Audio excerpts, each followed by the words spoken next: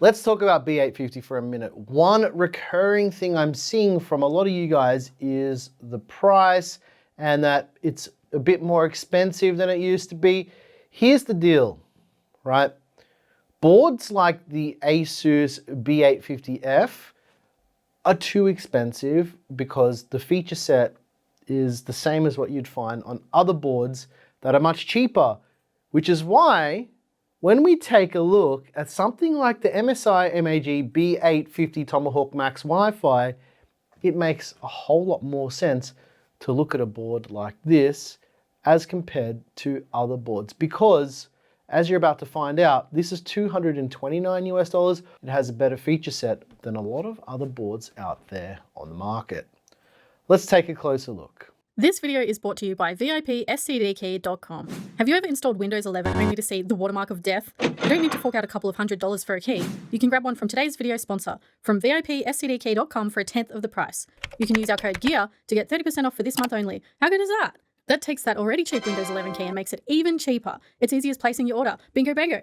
You've got your new key on your orders page. You chuck that key into the activation screen and you're good to go. No more watermark of death. Use code GEAR to get 30% off for this month only. Link in the description. On with the video. Back to you, Nick. All right, here it is, ladies and gents, the MSI MAG B850 Tomahawk Max Wi-Fi. This is a board you guys have requested, so let's get it out of the way to take a look at what comes with the board. First of all, we've got some documentation. This is the quick installation guide and a bunch of stickers.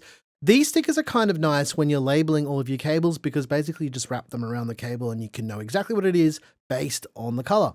I've had this for years, so it's nothing new. There's also this little key and some M.2. They're kind of the new clips. They're like joysticks, and basically you just pop the drives in and the key itself helps you remove the standoffs on the board itself. There's also this new easy connector cable. Essentially what this is a PWM fan cable and a 5-volt 3-pin addressable RGB cable in a single connector. Just makes life a little bit easier. There's also a single SATA or SATA cable for your 2.5-inch SSDs or those 3.5-inch hard disks or spinning Rust drives.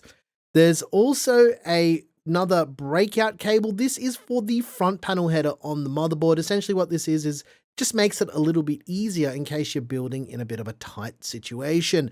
And there is the antenna for the built-in Wi-Fi and Bluetooth on this board. But enough jibber jabber about what comes with the board. Let's take a look at the board itself. First up, we've got a front panel audio header. There's a 4-pin 12-volt analog RGB header. They have this as a bit of a legacy thing these days. There's 3-pin 5-volt addressable RGB. There's a PWM fan header. There's additional PCIe power for the board with a PCIe power connector. There's 2 USB 2.0 headers. This is typically used for RGB controllers and liquid coolers and anything legacy inside of your case. There's 2 more PWM fan headers on the board, as well as another 3-pin 5-volt addressable RGB header, another PWM fan header just for good measure, and the front panel header for everything in your system. There's 2 right-angled USB Type-A headers. There is also 4 SATA or SATA ports for your 2.5-inch SSDs or those good old spinning Rust drives. There's a right-angled USB Type-C header. There's also the easy connector, the one that I mentioned before, that is combined PWM and 3-pin 5-volt addressable RGB. There's the 24-pin power connector to send juice to your motherboard, as well as a surface-mounted debug LED array to help you diagnose your system. There's a 3-pin 5-volt addressable RGB header and another PWM fan header.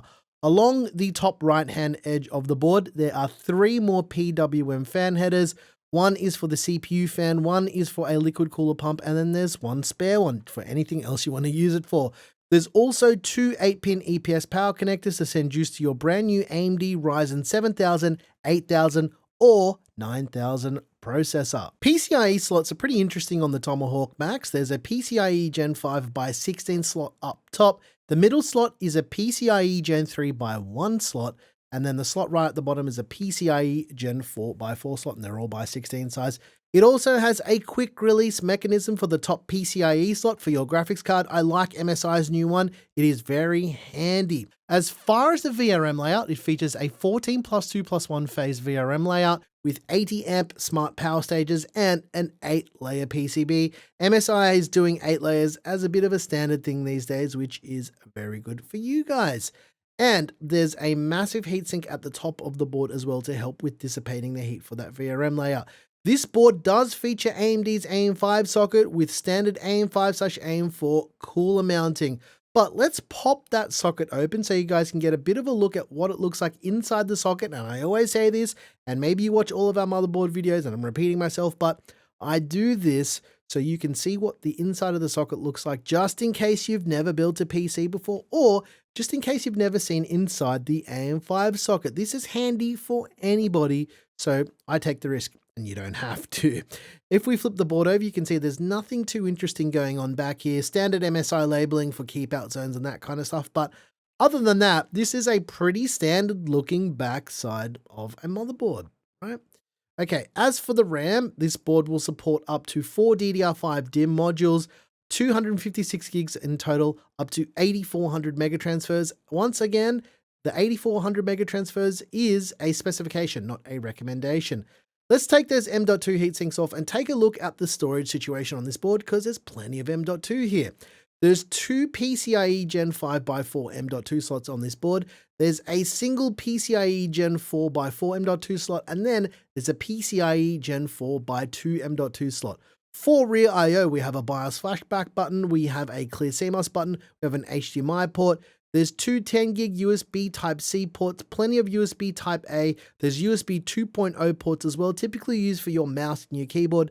5 gigabit Ethernet, another 10 gig USB Type-A port, and another 10 gig USB Type-C port. The antenna connectors for the built-in Wi-Fi 7. There's a line out jack, a line in jack, and optical/SPDIF audio output.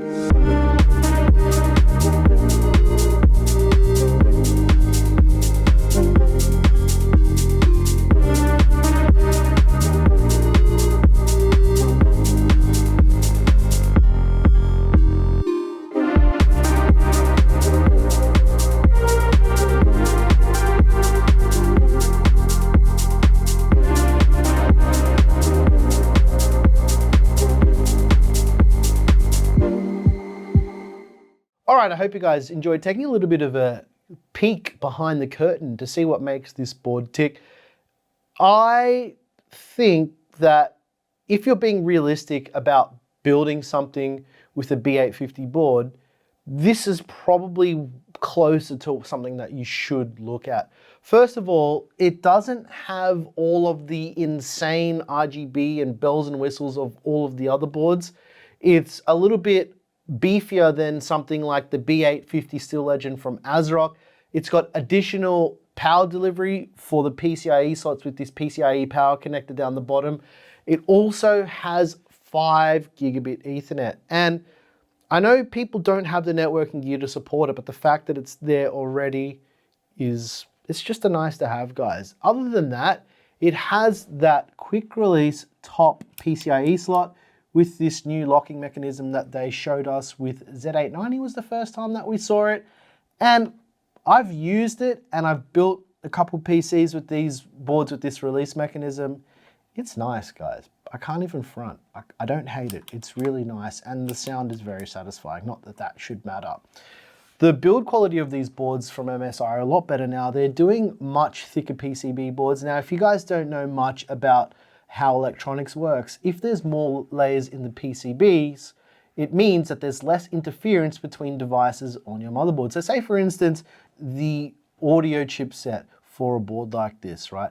They would put it further away from anything that will cause interference, so you get cleaner audio output. You get better PCIe signaling, you get faster PCIe signaling, you get better memory stability and all of the things that go along with that. So to be honest, after seeing how motherboards are made and being in China and seeing it firsthand, I'll put a link to that if you guys want to see it down below. I kind of appreciate motherboards more than ever now because I've seen how they're made. And I think after seeing how MSI does it, it is really, really interesting. Not to say that anyone else's board is crap, because that's not the case at all.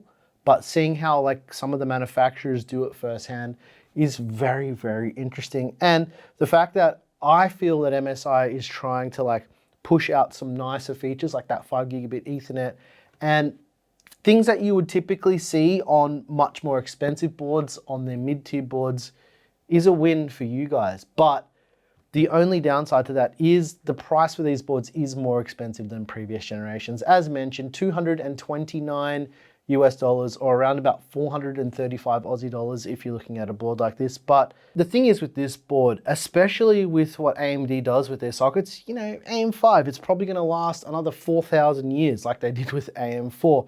This board may be the last AM5 board you buy, because it will last you many generations. So that's how I feel about boards like this. Like, they just have enough to keep you going through a few generations. Let us know what you think about boards like this. I kind of like the Tomahawk boards from MSI. They've always done really, really well in testing and builds, especially with like thermal testing and stuff like that as well. They've always been really solid boards. I ran a server off like a Tomahawk board for 3 years, and it was perfect. So I don't know. Let me know what you guys think. I know that there's a lot of opinions out there. Mainly you'll hear about people's bad experiences with things on the internet, especially on Reddit and stuff like that.